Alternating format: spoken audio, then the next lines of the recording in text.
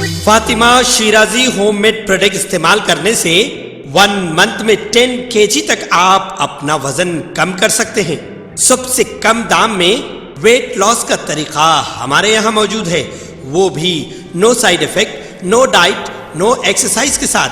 आज ही कांटेक्ट करें Fatima Shirazi homemade product से और अपने आप को खूबसूरत बनाएं। Fatima Shirazi homemade product, golden heads colony, pillar number 213, Rajendra Nagar, Hyderabad 8142877400। BRS की रुकन कानून साज कौंसिल के कविता ने कांग्रेस की गारंटीज को टिश्यू पेपर करार देते हुए कहा कि बीजेपी का दूसरा नाम झूठ और फिरका परस्ती है।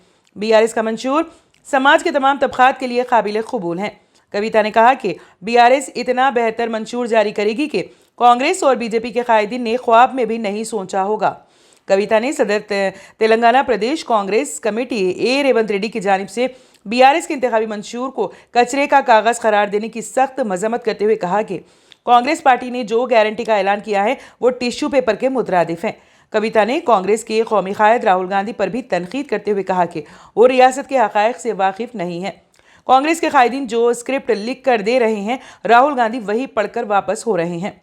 अगर राहुल गांधी को हिम्मत है तो वो अमराज्योति को पहुंचकर मुजाहिदीन को ताज़ियत पेश करें। कविता ने बीजेपी को जुमलाबाजी पार्टी करार देते हुए कहा कि 10 साल हो गए मगर आज तक किसी भी शहरी के बैंक अकाउंट में 15 लाख रुपए जमा नहीं हुए हैं। हर साल 2 करोड़ मुलाजिमतें फराहम करने का वादा करते हुए धोखा दिया गया है। उन्होंने कहा कि बीआरएस ने तेलंगाना में 2,21,000 सरकारी और 30 लाख से ज्यादा खानगी शोबे में नौजवानों को रोजगार फराहम किया है। कांग्रेस पार्टी में टिकट से महरूम कायदीन की जानिब से आज दूसरे दिन भी एहतजाज का सिलसिला जारी रहा। गांधी भवन और गन पार्क पर पार्टी के नाराज कायदीन ने टिकटों के अलाटमेंट में हकीकी वर्कर्स के साथ नाइंसाफी की शिकायत करते हुए धरना मुनज़्ज़म किया। पुराने शहर के असेंबली हल्का जात, बहादुरपुरा, चंद्रायन गुट्टा, याकुतपुरा और मलकपेट से ताल्लुक़ रखने वाली अक़लियती कायदीन ने आज मुसलसल दूसरे दिन गांधी भवन में एहतजाज किया। वो पुराने शहर के हल्का जात में गैर अक़लियती उम्मीदवारों के ऐलान पर नाराज़गी का इजहार कर रहे हैं। कल रात भर गांधी भवन के अहाते में धरना जारी रहा और आज सुबह दीगर इलाकों के अक़लियती कारकुन धरने में शामिल हो गए। एहतजाजियों ने अपनी शर्ट उतार कर नीम बरहना एहतजाज किया और पार्टी हाईकमान से उम्मीदवारों की तब्दीली की मांग की। अक़लियती कायदीन का कहना है कि पुराने शहर के असेंबली हल्के जात में मुस्लिम राय दहिंदों की तादाद अक्सरियती तबके से ज़्यादा है और इन हल्के जात में हमेशा मुस्लिम उम्मीदवारों को टिकट दिया जाता रहा।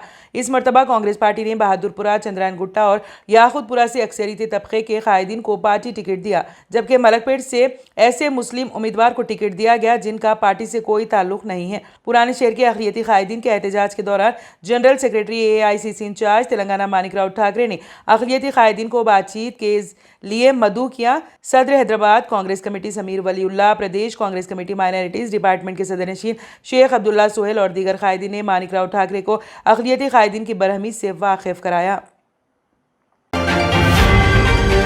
इंतखाबात के दौरान अगर त्यौहार आ जाएं तो राय दहिंदों के लिए उम्मीदवारों की जानिब से मुख्तलिफ तहाइफ की पेशकश और तकसीम आम रुझान हो चुका है। तेलंगाना असेंबली इंतखाबात की मुहिम का अमलन आगाज हो चुका है। हालांकि इलेक्शन कमीशन की जानिब से नोटिफिकेशन जारी नहीं किया गया और 3 नवंबर से पर्चे जात नामजदगी के अदखाल का आगाज होगा। बीआरएस ने अपने तमाम उम्मीदवारों के नामों का ऐलान कर दिया है, जबकि कांग्रेस पार्टी ने 55 उम्मीदवारों की पहली फहरिस्त जारी की है। बीजेपी की जानिब से ताहाल पहली फहरिस्त जारी नहीं की गई। बीआरएस के उम्मीदवार अपनी मुहिम में मसरूफ हो चुके हैं और कांग्रेस की जानिब से भी मुत्तवक्के उम्मीदवारों ने राय दहिंदों से रब्त कायम करना शुरू कर दिया है। हर इलेक्शन की तरह राय दहिंदों को लुभाने के लिए तरह तरह के तरीके इस्तेमाल किए जा रहे हैं। राय दहिंदों के लिए दशहरा और दीपावली के त्यौहार डबल धमाका साबित होंगे, क्योंकि दोनों त्योहारों के मौके पर सियासी पार्टियों की जानिब से दौलत, शराब, मटन, चिकन और पटाखों की तकसीम की बड़े पैमाने पर तैयारी की जा रही है। उम्मीदवारों का कहना है कि राय दहिंदों बिलखुसूस नौजवानों को इंतखाबी मुहिम में शामिल करने के लिए मुख्तलिफ अंदाज में मराहत और तहाइफ की फराहमी जरूरी है। उम्मीदवारों को सबसे पहले दशहरा त्यौहार का सामना है, जिसमें नकद रकम के अलावा शराब और मटन और चिकन की सरबराही की तैयारी की जा रही है। एक अंदाजे के मुताबिक हर असेंबली हल्के में उम्मीदवार को दशहरा के मौके पर 2 करोड़ से ज्यादा खर्च करने पड़ सकते हैं। उम्मीदवार जिस हद तक दौलतमंद रहेगा उसे उतना ज्यादा खर्च करना पड़ेगा। गरीब और मुतवस्सित तबकात के लिए मटन, चिकन और शराब के पैकेजेस तरतीब दिए जा रहे हैं, जबकि नौजवान नस्ल की जानिब से नकद रकम का मुतालबा किया जा रहा है। बीआरएस उम्मीदवारों से राय दहिंदों को ज़्यादा उम्मीदें हैं, क्योंकि वो दूसरी या तीसरी मरतबा मुंतखब होने की तैयारी कर रही हैं। दशहरा के मौके पर शराब की फरोख्त में इजाफा हो जाता है।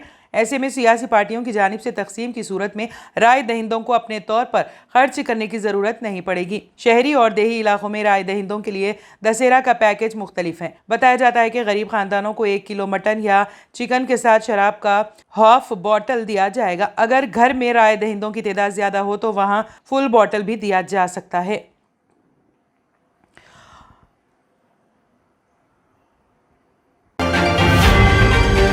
तेलंगाना के चीफ मिनिस्टर के चंद्रशेखर राव ने कहा कि जब तक वो जिंदा रहेंगे तब तक तेलंगाना सेक्युलर रियासत बनी रहेगी। जनगांव में बीआरएस पार्टी के जलसे आम से खिताब करते हुए चीफ मिनिस्टर के चंद्रशेखर राव ने रियासत के मुसलमानों से अपील की है कि वो रियासत में अमन कायम रखने के लिए बीआरएस हुकूमत को दोबारा इख्तिदार में लाएं। उन्होंने कहा कि तेलंगाना एक अमन पसंद रियासत है। 10 साल में रियासत काफ़ी तरक्की किया। हमसे पहले तेलंगाना में कांग्रेस की 10 साल हुकूमत थी। कांग्रेस हुकूमत ने 10 साल में अक़लियतों के लिए 950 करोड़ रुपए खर्च किए और उनकी हुकूमत ने 10 साल में 12,000 करोड़ रुपए खर्च किए। चीफ मिनिस्टर चंद्रशेखर राव ने कहा कि अक़लियतों के लिए बड़े पैमाने पर अक़ामती स्कूल्स कायम किए गए हैं, जिसमें अक़लियतों के लड़के और लड़कियां अंग्रेजी मीडियम की तालीम हासिल कर रहे हैं।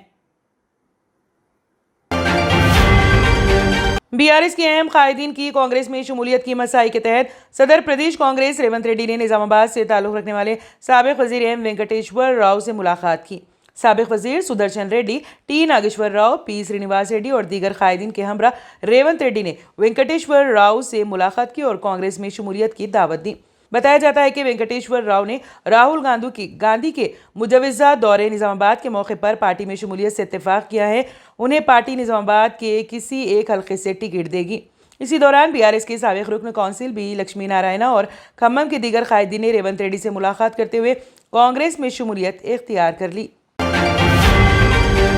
ट्रेडिशनल ग्लासेस से जान छुड़ाएं और चले आए आपकी आंखों का मुहाफिज विनायका नेत्रालया आई हॉस्पिटल, जहां highly expert senior cataract and retinal surgeon doctor उदया श्री जी की निगरानी में आपकी आंखों को नई जिंदगी दी जाती है। एडवांस टेक्नोलॉजी के जरिए आपकी आंखों का चेकअप और ट्रीटमेंट किया जाता है। ऑप्टिकल्स की सर्विसेज भी हमारे पास मौजूद है। Vinayaka Netralaya eye hospital, 15 Menon square, opposite olive hospital, Nanal Nagar, Hyderabad. सही वक्त पर सही केयर करना किसी भी बीमारी का बेहतरीन इलाज साबित हो सकता है। डॉक्टर सुनील पीडियाट्रिक क्लिनिक, आपके बच्चों की सेहत हमारी जिम्मेदारी। हमारे यहाँ पेनलेस वैक्सीनेशन, कंसल्टेशन और डे केयर जैसे तमाम सर्विसेज मौजूद है। Doctor Sunil paediatric clinic, 15 Menon square, opposite olive hospital, Nanal Nagar, Hyderabad. फलस्तीन की तायद में सोशल मीडिया पर पोस्ट करने पर उत्तर प्रदेश पुलिस के एक कांस्टेबल को मुअत्तल कर दिया गया है और उनके खिलाफ एक सोशल मीडिया प्लेटफॉर्म पर इसराइल और हमास के दरमियान जारी तनाज़े के दरमियान फ़लस्तीन की हिमायत में मुबैना तौर पर एक पोस्ट शेयर करने के इल्ज़ाम में महकमे जाती इंक्वायरी शुरू कर दी गई हैं। अहदेदारों ने बताया है कि कांस्टेबल की शिनाख्त बरेली के रहने वाले सोहेल अंसारी के तौर पर की गई है, जो पिछले कुछ महीनों से लखीमपुर खीरी ज़िले में तैनात था। खीरी के डीएसपी संदीप सिंह ने कहा है कि एक additional superintendent of police rank का अफसर कांस्टेबल सोहेल अंसारी के सोशल मीडिया पर फ़लस्तीन की हिमायती पोस्ट के बारे में पूछताछ कर रहा है।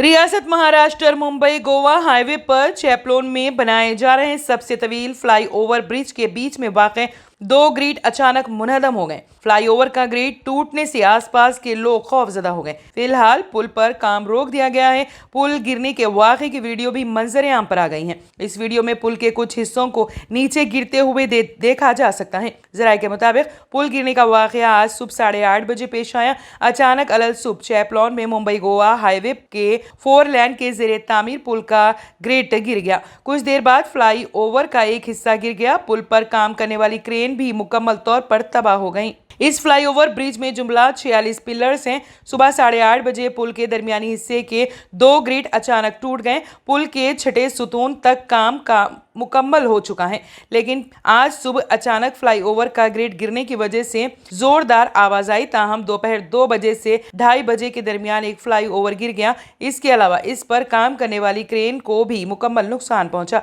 खुशकिस्मती की बात यह है कि कोई जानी नुकसान नहीं हुआ। हादसे की तस्वीर सीसीटीवी में कैद हो गई है। जराये के मुताबिक मुंबई गोवा हाईवे पर चैपलोन में फ्लाईओवर का काम चल रहा है। सुबह जब तामीर की जा रही थी कि अचानक जोरदार आवाज आई और पुल का एक हिस्सा टूट गया। इस दौरान शहरी जान बचाने के लिए दौड़ते नजर आए। पुल का कुछ हिस्सा गिरने से आसपास के लोग घरों से बाहर निकल गए।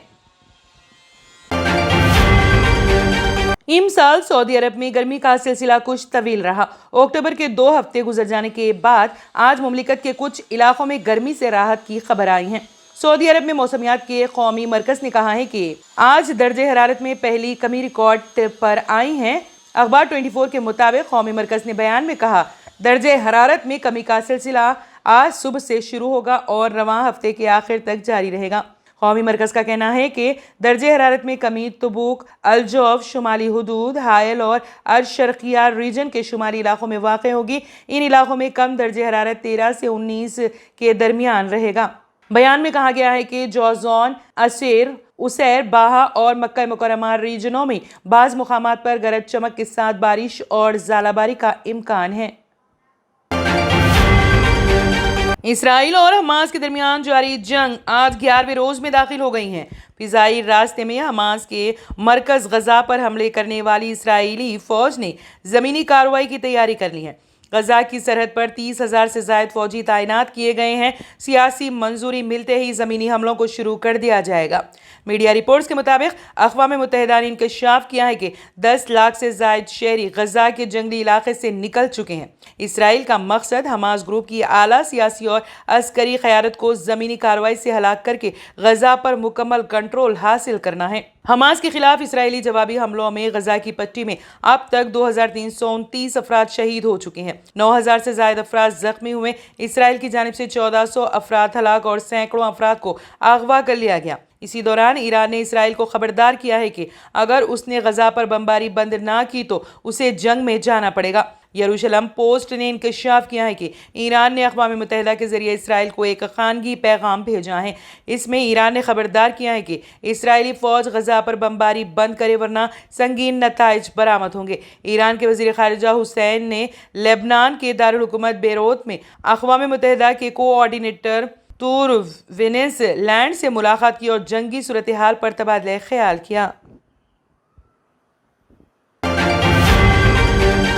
Germanton super speciality hospital, doctor Mir Jawad Jar Khan, senior experienced orthopaedic surgeon, bone fracture, joint replacement, hip replacement और स्पाइन सर्जरी कामयाबी से अंजाम दे रहे हैं। इसके अलावा neurosurgery, cardiology, gynaecology, dental, general medicine, dialysis और फिजियोथेरेपी जैसे शोबाजात में इंतहाई कामयाबी के साथ वाजबी फीस में इलाज किया जा रहा है। शेयरिंग और प्राइवेट रूम्स, अस्पताल में 24 घंटे MRI, CT scan, 2D digital x-ray, ultrasound, operation theatre, ICU और लैब की सहूलत दस्तयाब है। आपकी उम्मीदों के ऐन मुताबिक Germanton super speciality hospital, pillar number 150, Attapur, Hyderabad.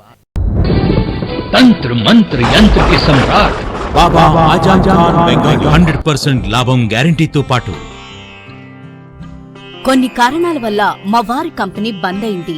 పిల్లల స్కూలు, ఇంటి ఖర్చులు ఏం చెయ్యాలో అర్థం కాలేదు. అప్పుడు మేమిద్దరం బాబా ఆజాం ఖాన్ బెంగాలీని కలిసాం. తర్వాత కొన్ని రోజులకే మా వారి కంపెనీ తిరిగి ఓపెన్ అయింది. ఇక మా జీవితంలో అన్ని సంతోషాలే. నాకు చాలా కలలున్నాయి, కానీ జేబులో డబ్బులు లేవు. ఇంజనీరింగ్ చదివాను, కానీ జాబ్ లేదు. ఆ సమయంలో నాకేం చేయాలో అర్థం కాలేదు. అప్పుడు నా ఫ్రెండ్ ఒకడు బాబా ఆజం ఖాన్ బెంగాలీ గురించి నాకు చెప్పాడు. ఆయన్ని కలిసిన తర్వాత నేను ఒక కన్స్ట్రక్షన్ కంపెనీలో ఇంజనీర్ అయ్యాను. మేమిద్దరం ఒకరినొకరు ప్రేమించుకున్నాం. కాని మా ఇద్దరి తరపు పెద్దవాళ్లు మా పెళ్లి ఒప్పుకోలేదు. మేము బాబా ఆజం ఖాన్ బెంగాలీ గారిని కలిసాం. ఆ తర్వాత మా పెద్దలు మా పెళ్లి ఒప్పుకున్నారు.